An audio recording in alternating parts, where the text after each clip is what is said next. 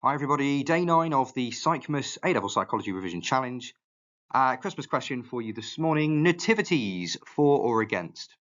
I'm not coming at this from a religious angle, I'm just thinking, from a school point of view, where you get kids doing nativities. What do you reckon? My kids have been sort of involved in nativities.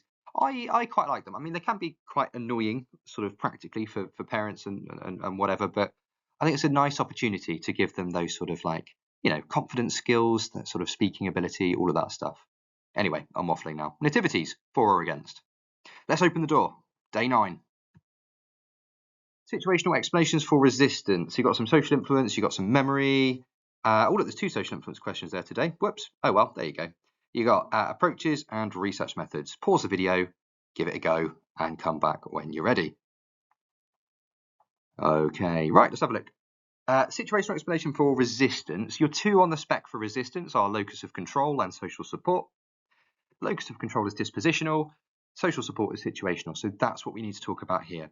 So what you're going to say probably is something along the lines of that's where you've got an ally. That a good phrase to use would be if you're talking about resisting conformity, that ally breaks the unanimity of the group. Yeah, think about Ash's research. So if you've got one person going against that group is no longer unanimous. Because they don't agree anymore, that breaks their power, and that gives us the confidence to do the behavior that we wanted to do as opposed to conforming.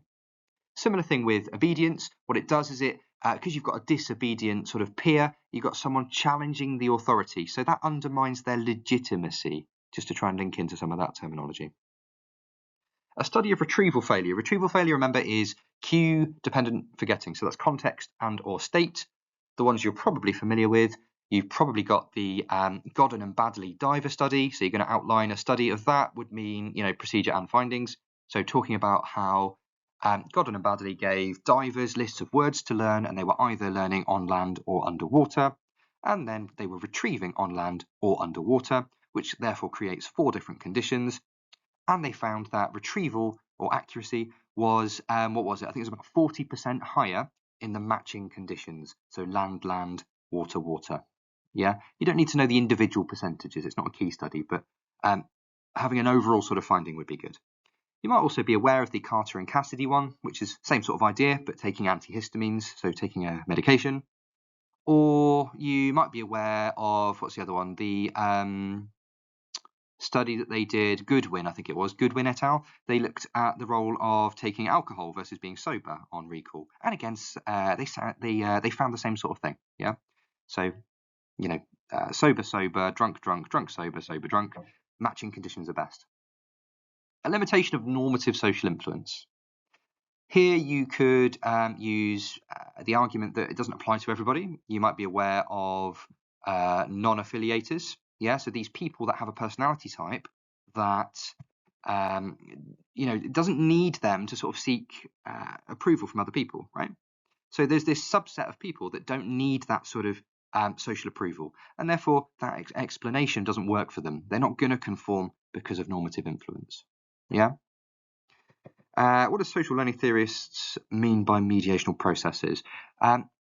Mediational processes are those things that sort of happen between the stimulus and response. That's what the word mediate means, to sort of come between, yeah, be in the middle of. Middle. So your mediational processes are attention, so we have to pay attention to the stimulus. Retention, so we have to retain it, we have to form a memory of it. And then you've got motor reproduction ability, so you have to have the ability to actually do that behavior. And then motivation, so you have to actually want to reproduce that behavior. So yeah, mediational processes, they affect whether someone is going to imitate a behavior. They come between the stimulus and the response. The 2 ways of sampling data and an observation. What it's getting at, be careful here, it's not about sampling participants, it's about data. So what it's getting at, that's time sampling, which is where we record data at set intervals. For example, we only note down what's happening, say, every 30 seconds. And the other one is event sampling. So that's where you mark it down, you tally it every time it happens. All right, there we go. Thanks very much, folks. I hope that went well for you. Please do consider supporting the channel by smashing the YouTube buttons down below. Let me know if you've got any comments or questions. Yeah, have a great day, and I hope to see you again tomorrow. Thanks, guys.